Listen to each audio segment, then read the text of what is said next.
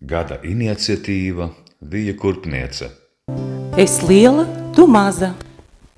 Kad es piekūstu, tu ņipra. Man maz, bet tev ir daudz. Es Vija. Tā viņa pieteica sevi pagājušā gada lielaucnieka ceremonijā, kuru Vija gan radīja, gan vadīja. Vija pati bija uzzīmējusi ideju koku, kurā par lielaucē īstenojamām idejām apmeklētāji balsoja ar īkšķi nospiedumu.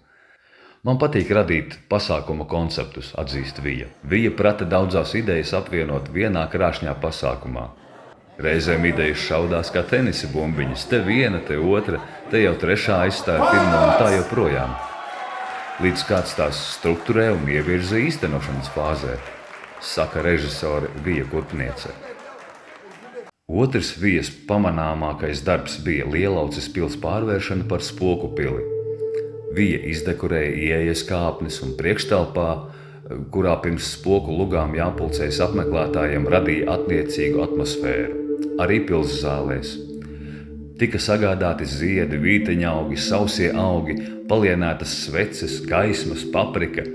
Svarīgs bija iksīkums. Tika salikti pat spogulīši, kuri atstaroja gaismas. Arī kāpnes uz otro stāvu tika apaudzētas ar efejām.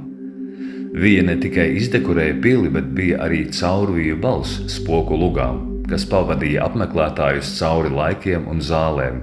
Jūs atrodaties Lielauces pilī, kurai pamata likti tieši pirms 200 gadiem.